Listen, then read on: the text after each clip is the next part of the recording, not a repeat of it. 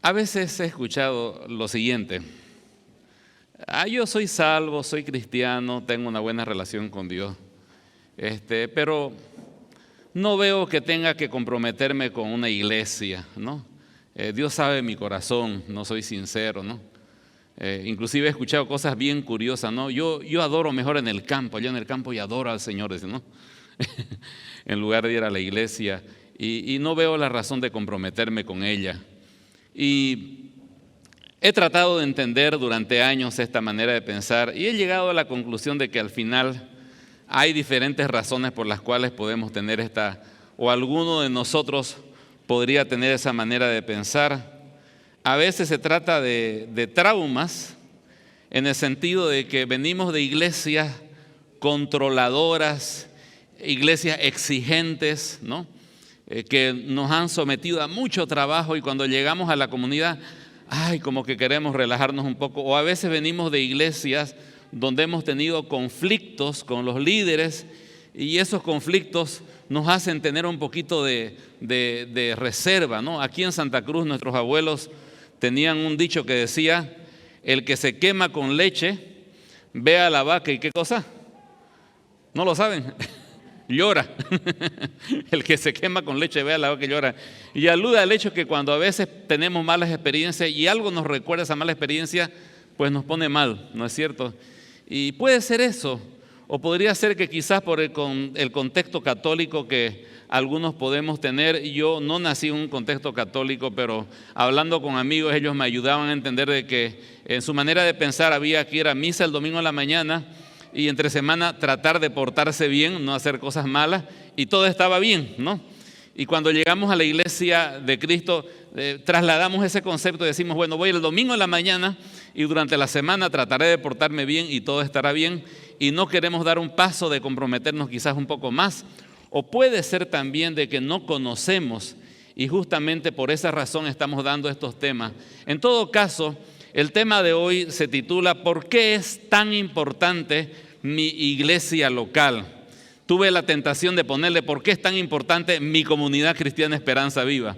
Pero quise ser un poco más general, y más que todo apuntando al hecho de que quiero entender por qué es importante la iglesia local, y al comprenderlo pueda también comprometerme e involucrarme de acuerdo a lo que el Señor espera que lo haga. Así que de eso se trata el tema de hoy. Voy a pedirle que se pongan de pie por un momento, y voy a pedirle de que usted haga una oración en este momento. Pídale al Señor que le dé una palabra en este momento, que le dé una instrucción, un sentir, una convicción en su corazón. Dígale: Señor, hable a mi corazón en esta mañana. Más allá de todo lo dicho, usted, Señor, toque mi vida y ayúdeme a entender lo que usted vea que yo necesite, y deme, Señor, una convicción y que transforme mi corazón.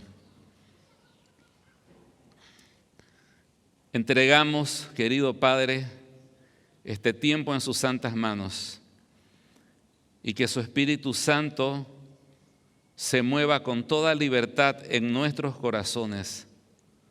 Redarguya, reprenda, Señor, exhorte, anime, traiga salvación, traiga santificación a nuestras vidas, Señor, en esta mañana por su poder mediante su palabra, y que salgamos de aquí, Señor, con nuevas convicciones, con una nueva visión, reafirmando, Señor, nuestro compromiso con los ojos, Señor, enfocados en Cristo.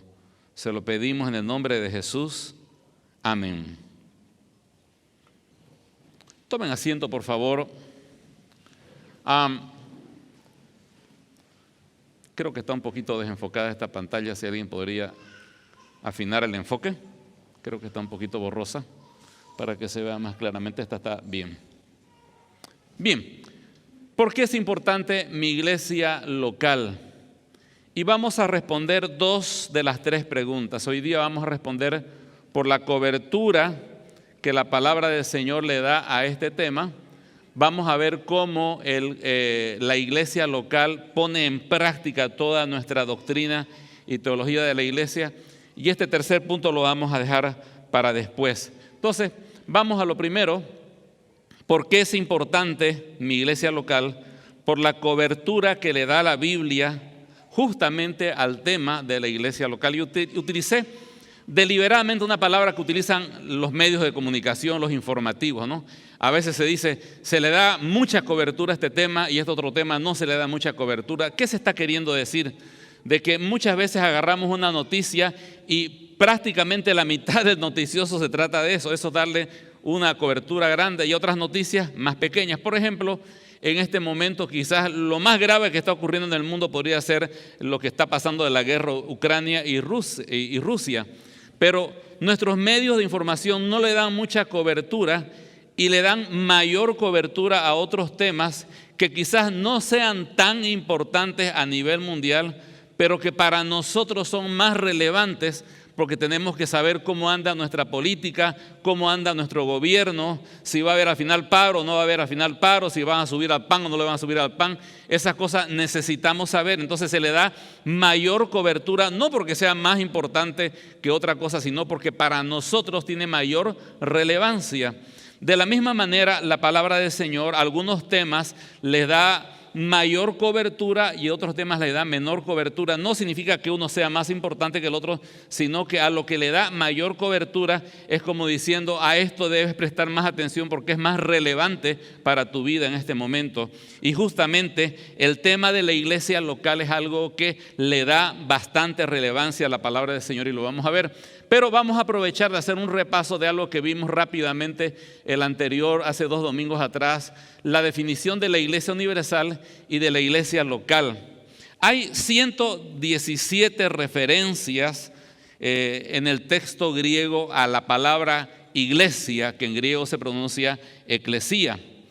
Cuando usted se encuentra con una de esas referencias, un versículo, por ejemplo, tú eres Pedro y sobre esta roca edificaré mi iglesia, usted tiene que preguntarse a qué iglesia se está refiriendo, porque si no entiende a qué iglesia se está refiriendo, no va a poder tener una correcta interpretación.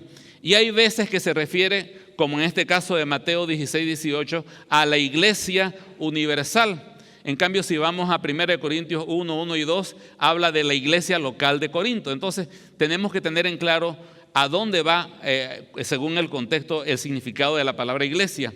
Y vamos primeramente a ver lo que es la iglesia universal. ¿Qué es la iglesia universal? Básicamente está constituida de todos los creyentes, todos. ¿A qué nos referimos con todos? ¿Los que están en Santa Cruz, en el mundo? No, todos. Los que ya se murieron, los que están vivos en este momento, sea que asistan a una iglesia o no asistan a una iglesia, pero si son nacidos de nuevo, son parte de esa familia, e inclusive aquellos que todavía no han creído, pero que en el futuro van a creer, todos, desde que vino el Señor Jesucristo hasta que venga el Señor Jesucristo por su iglesia, todos los creyentes de ese periodo son participantes de la iglesia universal. Por eso se le llama universal, porque abarca a todos los creyentes verdaderos de todas partes del mundo. De las 117 referencias, 22 de esas están enfocadas en la iglesia universal. Por ejemplo, cuando dice, tú eres Pedro y sobre esta roca edificaré mi iglesia, ahí no está hablando de la iglesia Comunidad Cristiana Esperanza Viva, está hablando de la iglesia universal. Óigame, si la Biblia toca 22 veces un tema, es porque ese tema es muy importante. Que lo haga 3 veces ya es llamativo, ya debe hacernos prestar atención. Pero 22 veces significa que este tema es muy importante en la mente del Señor.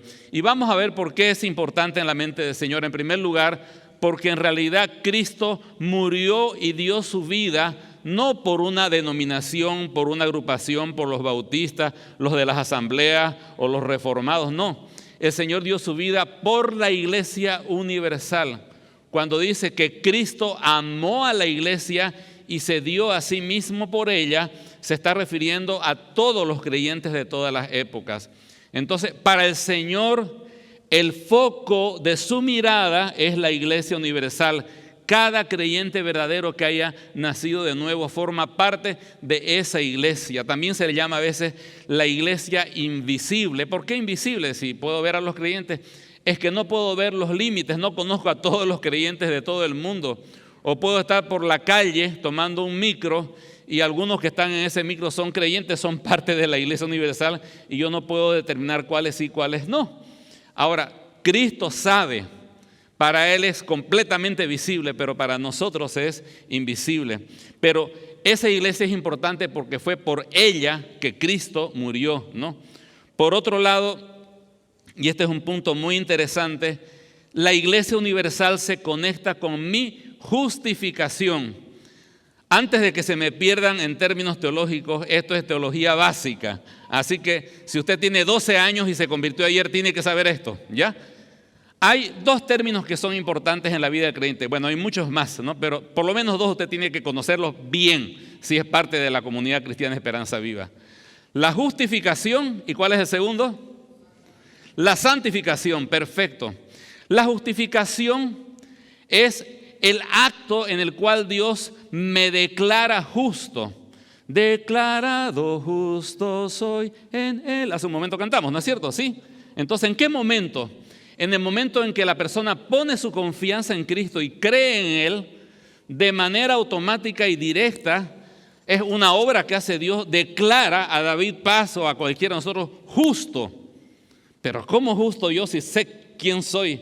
Sí, pero en virtud de la justicia de Cristo, aquel que nunca cometió pecado, Dios agarra la justicia de Cristo y te la coloca como un manto en tu vida y te dice, eres justo, pero Señor, soy pecador, sí, pero eres justo por la sangre de mi Hijo que te limpia de todo pecado.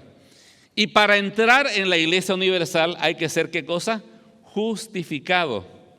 Todos los creyentes son personas que han sido declaradas justas.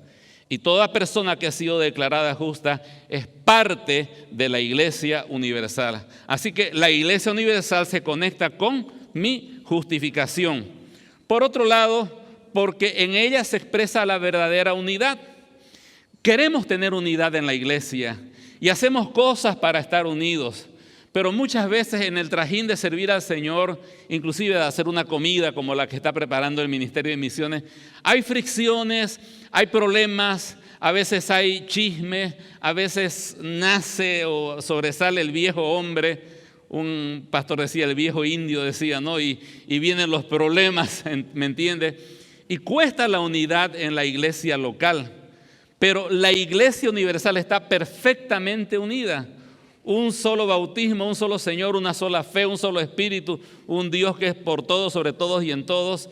Eso ya está hecho. La iglesia verdadera o la Iglesia Universal está perfectamente unida en Cristo y en ella se puede ver, se puede manifestar la unidad de la iglesia con los creyentes de todos los tiempos. Y finalmente, porque solo ella estará con Cristo en el cielo. En el cielo ni crea que vamos a estar los de la comunidad en un rinconcito, ¿no? Y por allá el grupo Los Siervos de Dios y las Mujeres Virtuosas. No va a ser así. En la iglesia no llegamos por grupos, ni llegamos como iglesia local, ni por denominaciones. En la iglesia llegamos individualmente los que han sido, los que hemos sido renacidos por la sangre de Cristo. Entonces, al cielo llegará la Iglesia Universal. Y muchos que asistieron a iglesias locales se quedarán porque no habían nacido de nuevo verdaderamente. Eran personas con buenas intenciones, pero que nunca llegaron a poner su confianza en Cristo y nunca nacieron de nuevo. Entonces, por todas estas razones, la Iglesia Universal es un tema muy importante que todos debemos saberlo. Para terminar, les hago una pregunta de examen. Supóngase que hay un creyente que vive en Corea del Norte y no hay ninguna iglesia disponible porque están prohibidas. Pero de alguna manera él escuchó acerca de Jesús, creyó en Él, nació de nuevo. Hago una pregunta, ¿ese creyente es parte de la Iglesia Universal? Amén, claro que sí, porque incluye a todos los creyentes de todas las épocas y de todas partes del mundo. Ahora uno puede decir, perfecto, entonces, si yo soy parte de la Iglesia Universal porque he creído en Jesús, ¿por qué tendría que preocuparme de conectarme con una iglesia local? Además, los hermanos son complicados, hay problemas, te van a querer sacar tiempo y plata. Mejor así nomás, parte de la Iglesia Universal y voy a mirar por la transmisión, los cultos, y creo que eso estará bien, digamos, ¿no? permanece esa pregunta, ¿por qué? Y como decíamos, porque la iglesia local realmente tiene una mayor cobertura en la palabra del Señor. Pero antes de poder entrar en más detalles, definamos qué es una iglesia local. Por ejemplo, un grupo de hermanos se reúnen todos los viernes a leer libros cristianos. Antes de leer un libro cristiano de un autor recomendado, ellos oran, luego comparten un café o unas pizzas, comparten lo que han aprendido del libro y luego terminan orando y se van. ¿Será eso una iglesia local? ¿Será eso una iglesia? O por otro lado, un grupo de hermanos por allá por las lomitas, vamos a decir, ¿no? Para darle un poquito de cara al asunto. Se reúnen bajo un árbol, no son más que 10 y a veces 7. Se reúnen, adoran al Señor, oran. Hay un hermano que está exponiendo la palabra. ¿Serán una iglesia o no serán una iglesia local? Buena pregunta, ¿no es cierto? Ahora, aquí hay una definición. Yo la voy a leer y por favor después usted dígasela a su vecino, ¿ya? Una iglesia local es un grupo de creyentes que se reúnen regularmente en el nombre de Cristo bajo el cuidado de un liderazgo bíblicamente calificado para adorar al Padre, estudiar y comunicar la palabra de Dios en el poder del Espíritu Santo, orar, tener comunión, observar las ordenanzas y salir a compartir el amor de Cristo al mundo perdido con la intención de cumplir la gran comisión y multiplicar a los hacedores de discípulos. Ahora, por favor, dígasela a su vecino la definición. Difícil, ¿no? Bueno, vamos a hacerlo más sencillo, vamos a hacerlo con dibujitos, ¿ya? Y mientras voy repitiendo otra vez la definición de una iglesia local, vaya mirando la pantalla para entender lo que estamos diciendo. Una iglesia local es un grupo de creyentes que se reúne regularmente en el nombre del Señor Jesús, ¿no? La primera cosa es que tienen que tener regularidad para reunirse y no se reúnen para leer un libro o no se reúnen simplemente para hacer obra social, sino se reúnen en el nombre del Señor Jesucristo, ¿no? Ahora, bajo el cuidado de un liderazgo bíblicamente calificado. Quiere decir que aunque sean 7 hermanitos los que se reúnen o 2 familias, pero hay uno de ellos que por lo menos ya tiene alguna experiencia y tiene algo de madurez para poder compartir la palabra del Señor y está consciente de que su deber es cuidar a ese pequeño rebaño para que crezca en los caminos del Señor. Luego, la otra cosa que ellos hacen es adorar. El propósito de la iglesia es la gloria de Dios. No estoy hablando de la misión. La misión de la iglesia es ir y predicar el evangelio. Esa es su misión. Las misiones comienzan y terminan, ¿no es cierto? Contratamos a un gerente de marketing y le decimos, le damos la misión de vender este producto al mercado. Una vez que cumple esa misión, se acabó, ¿no es cierto? Pero el propósito por el que se lo contrató es mucho más que esa misión. Incluye otras cosas más. ¿Me entienden la idea? Ahora, la misión de la iglesia es predicar el evangelio, pero el Señor la rescató con un propósito, su gloria. Lea Efesios 1:12, 1:6, 1:14, para la gloria de su gracia. Para eso existe la iglesia. Por eso no estoy de acuerdo con que a veces, como hemos escuchado, cuando se canta, se alaba y luego llega la hora de la predicación y ahora viene lo más importante, dicen, ¿no es cierto? No es lo más importante, es muy importante, pero la adoración es el propósito de la iglesia. De hecho, que adoración va más allá de cantar. Al haber leído la palabra, al haber cantado canciones, al haber orado, y el mismo acto de escuchar la palabra del Señor para obedecerla es un acto de adoración. Pero adorar, alabar al Señor, aprender la palabra del Señor, o sea, este grupo de personas no se reúnen con una curiosidad teológica, sino se reúnen con un apetito espiritual para alimentar sus corazones y crecer en los caminos del Señor. Por otro lado, también observan, oran al Señor y quizás los domingos en la mañana es el momento en que menos oramos, pero hay grupos a lo largo de la semana, por las mañanas, hay un grupo de damas los lunes por la tarde, Hay un grupo presencial los miércoles por la mañana en este lugar donde nos reunimos a orar. La oración congregacional es parte importante en el quehacer de la iglesia. También observamos u obedecemos las ordenanzas. Son dos: bautismo y cena del Señor. Algunos le llaman sacramento, pero sacramento tiene significado de hacer santo. Y honestamente estas cosas no hacen santo a quien participa, más bien son instrucciones que obedecemos. Por eso el término más adecuado es las ordenanzas, el bautismo y la cena del Señor. Hoy día, como todos los domingos, tuvimos la cena del Señor. Y a propósito, el próximo domingo por la tarde, el pastor Freddy va a estar dando el taller para los que quieran conocer del bautismo o quizás bautizarse. Por otro lado, nos reunimos para fortalecernos y luego salir al mundo para compartir el Evangelio de Cristo. La tenemos clara. La iglesia existe, entre otras cosas, para compartir. Y hace un momento decíamos que esa es nuestra misión. ¿Y qué hacemos con aquellas personas que llegan a convertirse? Tenemos la intención de cumplir la gran comisión y multiplicar los hacedores de discípulos. En otras palabras, usted está aquí arriba porque quizás alguien lo está apoyando en su vida espiritual a usted, para que usted vierta su vida, su conocimiento, su amor, su compañía y su apoyo a otros creyentes que serán formados, y ellos a su vez a otros, y se multiplican los hacedores de discípulos. Entonces, en resumidas cuentas, eso es una iglesia local. ¿Puede cumplir esos requisitos un grupo pequeño que se reúne bajo un árbol, 10 personas? Claro que sí lo pueden cumplir. Quizás no con todas las exactitudes y exigencias que tenemos en mente, pero muchas iglesias tienen 5 o 10 personas, ¿no? Y esa es una iglesia local. Ahora, algunos aspectos esenciales y básicos de las iglesias locales es que a veces se la conoce como la iglesia visible. ¿Por qué visible? Porque la podemos ver. Porque cualquier persona que pasa por la calle, mira, aquí hay una iglesia, qué bárbaro, entremos, sí, ahí están los cristianos, están orando. La ven, ¿no es cierto? Es visible.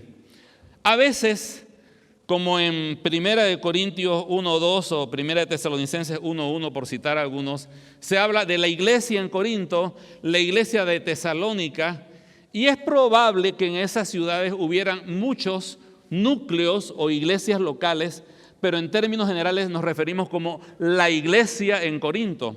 Podríamos hablar de la iglesia en Santa Cruz o la iglesia en Bolivia. Podríamos decir que la iglesia en Bolivia está creciendo. La iglesia en Brasil manda misioneros. La iglesia en Europa está decreciendo. Y hablamos de la iglesia refiriéndonos a todos los creyentes y a los núcleos que conforman las iglesias locales de esa región. Bueno, solamente es una curiosidad, no es tan importante, pero es bueno mencionarlo. Ahora, el Señor anticipó la autoridad que tendría la iglesia local y lo hizo en Mateo 18:20. ¿Por qué no va a su Biblia por un momento y la abre? Es un pasaje interesante. El Señor está hablando, el contexto omito explicarlo porque es un poquito largo, pero de todas maneras el Señor está hablando de la necesidad de tomar decisiones frente a conflictos que a veces emergen entre los creyentes, ¿no? Y ahí el Señor dice, voy a leer desde el versículo 19, otra vez os digo, desde el 18, de cierto os digo que todo lo que atéis en la tierra será atado en el cielo, y todo lo que desatéis en la tierra será desatado en el cielo. Esto fue visto también en Mateo 16:18. Otra vez os digo que si 2 de vosotros se pusieren de acuerdo en la tierra acerca de cualquiera cosa que pidieren, les será hecho por mi Padre que está en los cielos.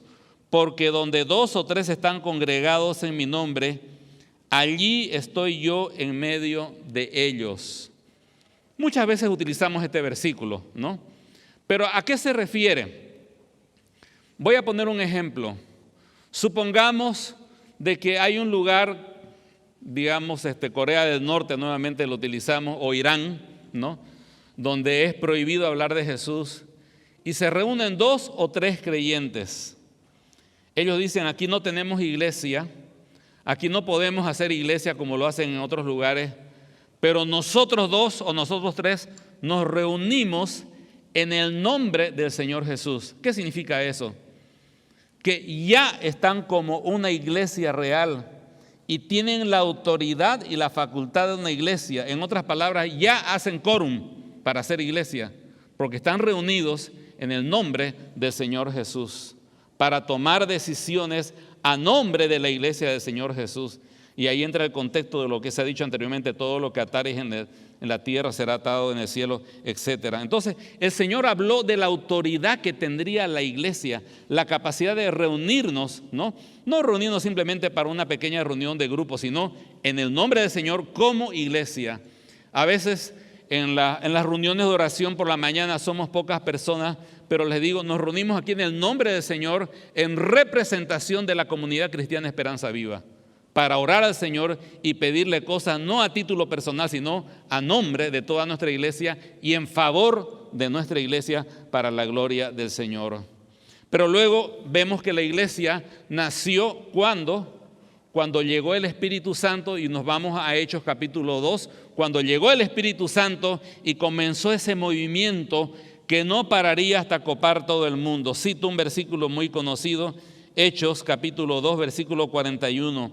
Así que los que recibieron su palabra fueron bautizados, y se añadieron aquel día como 3,000 personas, y perseveraban en la doctrina de los apóstoles, en la comunión unos con otros, en el partimiento del pan y en las oraciones. 3,000 personas creyeron en Jesús, hicieron evidente su fe a través de las aguas del bautismo. Claramente uno podía identificar quiénes eran los que habían creído y eran parte de la iglesia de Cristo porque habían tomado el paso del bautismo. Pero por otro lado, en su conducta, uno podría ver de que todo el tiempo estaban enfocados en la enseñanza de los apóstoles, orando unos por otros, teniendo comunión unos con otros, de tal manera que el quehacer de ese grupo uno sabía de que era diferente a los demás. Pronto comenzaron a abrirse otros núcleos u otras iglesias locales. Vino la persecución y empezaron a escapar hacia el norte, y a lo largo del camino hacia Siria fueron sembrando nuevas iglesias locales. Y luego llega un grupo grande de judíos a la metrópoli de Antioquía, que era como Santa Cruz, y allí fundan una iglesia poderosa que es la iglesia misionera en el libro de los Hechos. Y de allí salen 2 personas, Pablo y Bernabé, y empiezan a fundar iglesias por todo el norte, por Siria, por Asia Menor, por Grecia, y llegan a Europa con el evangelio. Los otros apóstoles hicieron lo propio, y muy pronto el mundo de aquel entonces estaba lleno de grupos que se reunían. Eran las iglesias locales. Era fácil de identificar. Se bautizaban en el nombre del Señor Jesús. Trataban de perseverar en el conocimiento de la palabra de los apóstoles. Oraban, predicaban el evangelio. Así nació las iglesias locales en la palabra del Señor. La iglesia local está conectada con mi santificación. Si mi ingreso a la iglesia universal es a través de la fe, en la cual soy declarado justo, no tengo nada que hacer allí, simplemente pongo mi fe en Cristo, Él lo hace todo. Pero mi santificación, ¿qué es mi santificación? Es ese enfoque diario en mi vida de crecer y ser transformado. ¿Acaso usted no lucha mañana lunes, escucha música que no conviene, chistes que son malos? Usted trata de ser firme, recuerda lo que aprendió, sintoniza una emisora cristiana, escucha una música cristiana, lee su Biblia, vienen las tentaciones, ora para tomar una buena decisión, a veces la va bien, a veces no tanto, y poco a poco usted por la gracia es transformado para ser como Cristo, ¿no es cierto? ¿Sí o no? Eso es la santificación. ¿Hasta cuándo dura? Hasta que el Señor nos lleve.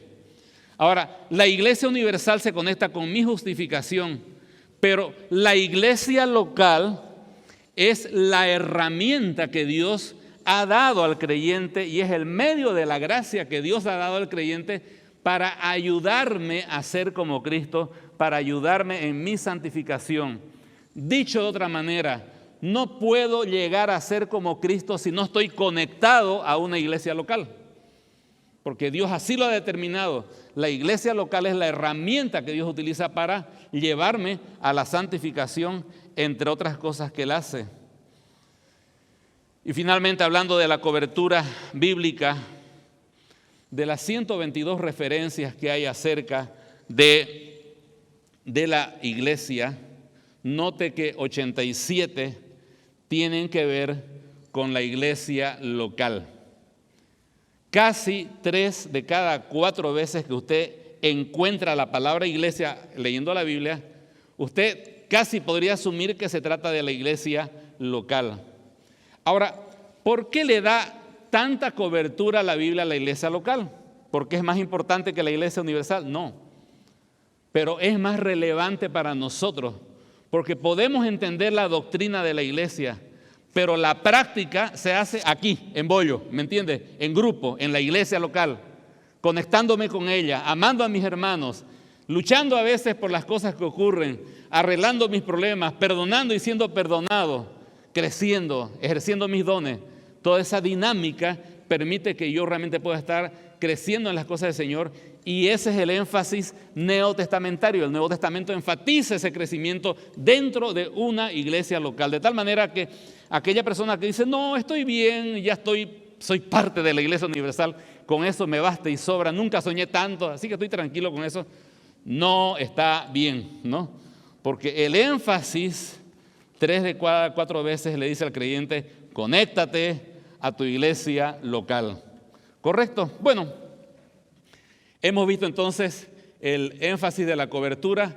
Ahora vamos a ver otros aspectos, porque la iglesia local me ayuda a poner en práctica todo lo que sé. Se nos ha ido un poquito el tiempo, pero así que voy a ir un poquito más rápido en todo esto. Vamos a poner 2 personajes. Antonio, el llanero solitario, ¿ya? Es un creyente que no quiere conectarse con la iglesia local. Él va a la iglesia a veces, más lo mira por el Facebook, tiene sus libros, sus páginas, sus charlas, sus grupos de debate, pero no se conecta con un núcleo. Versus, vamos a ponerle Bernabé, el hermano, el miembro comprometido con su iglesia local.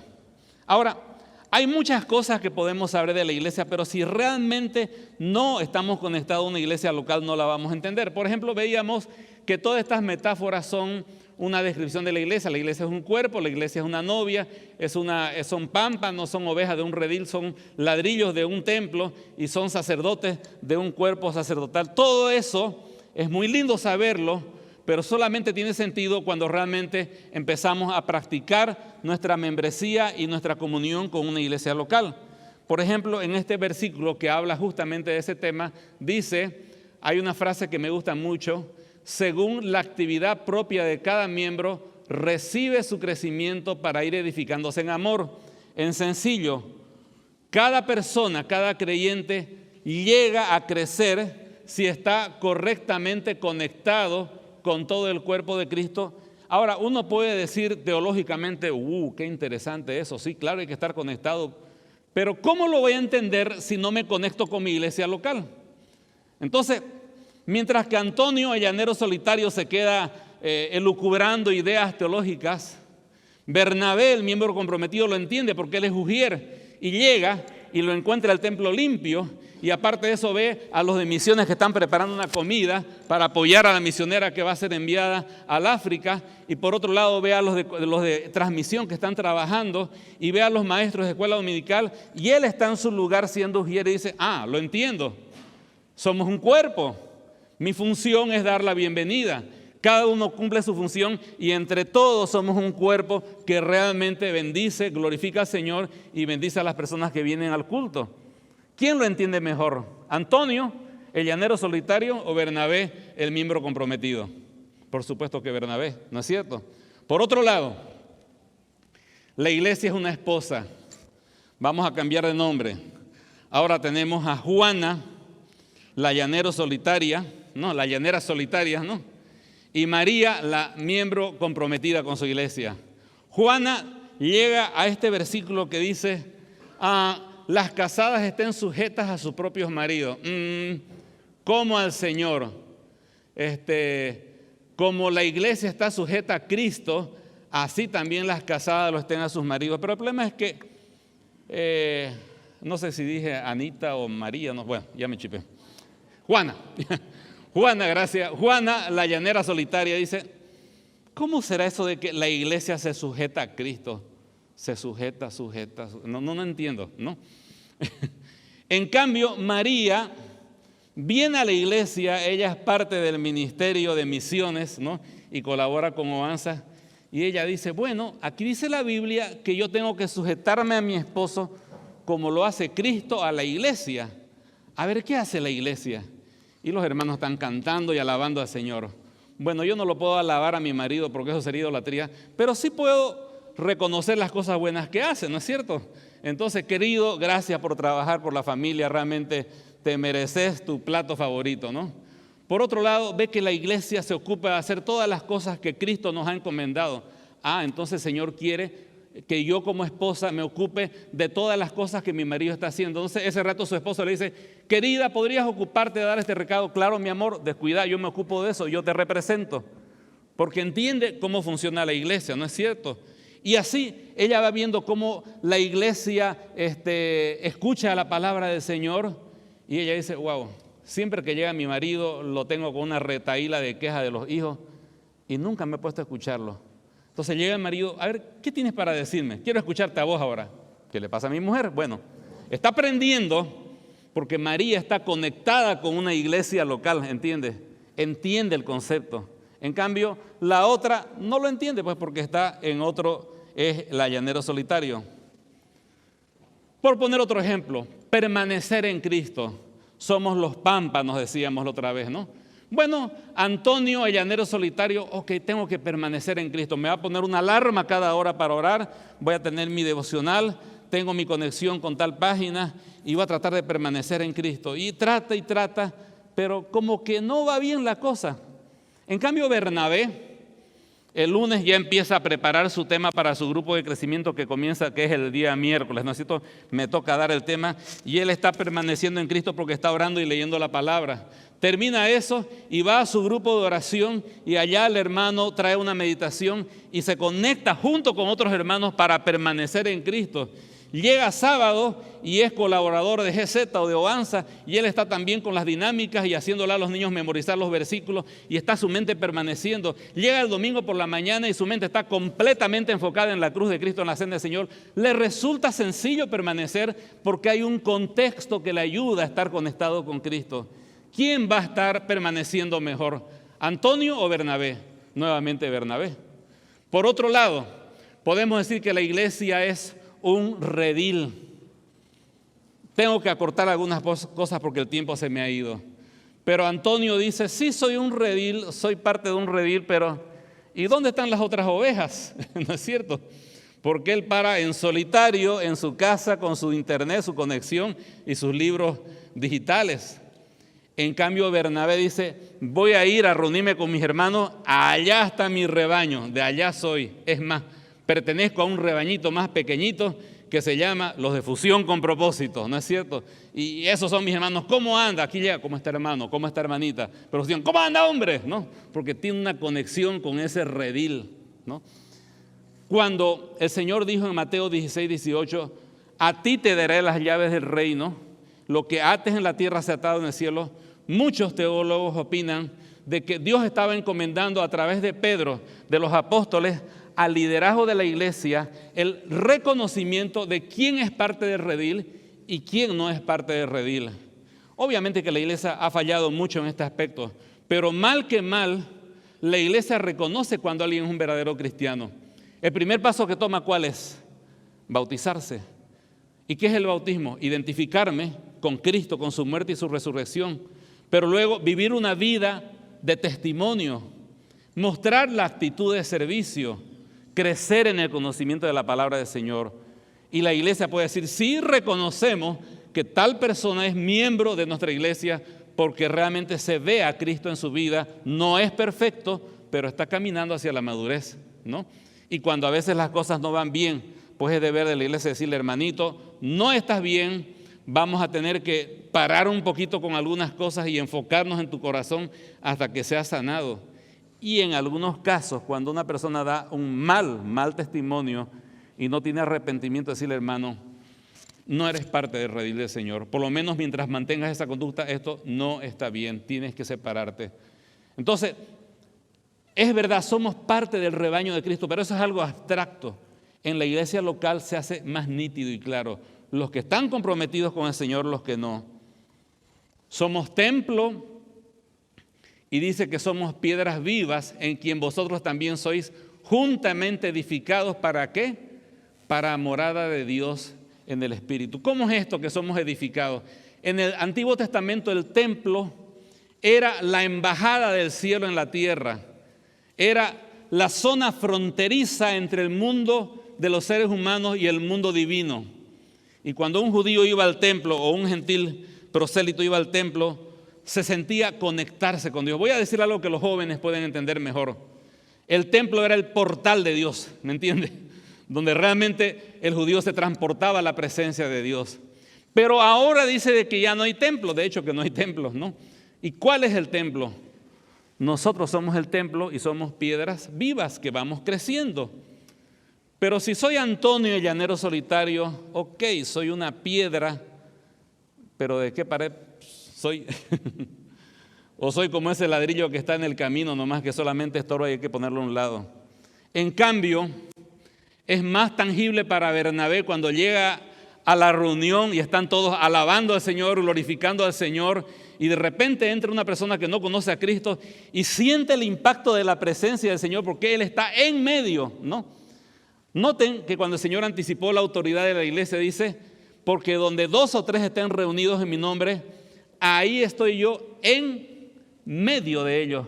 No es lo mismo que el Señor esté en nosotros a que el Señor esté entre nosotros. ¿Me entiende la diferencia?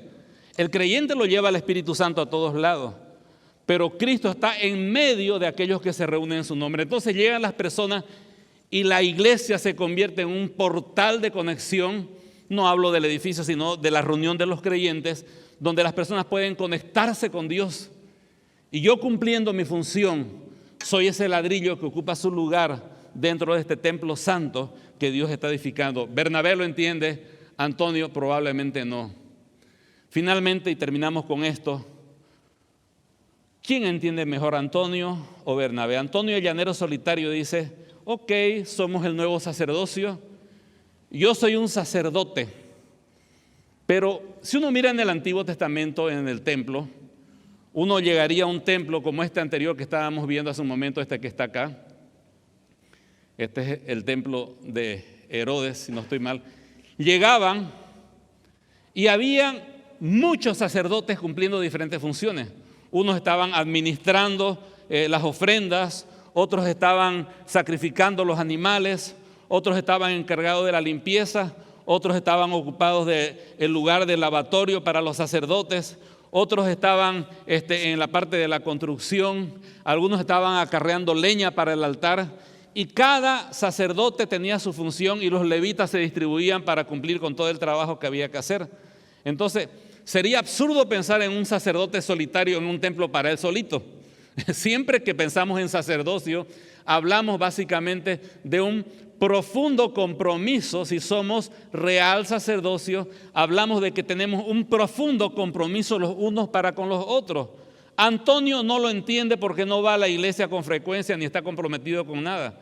Bernabé lo entiende. Él se siente como el sacerdocio en el Antiguo Testamento, donde cada uno tiene una función que ocupar y donde hay un fortísimo compromiso unos con otros para servir al Señor, para la gloria de Dios, para que el mundo pueda conectarse con Dios. Cada uno cumple su papel sacerdotal. ¿Me entiende?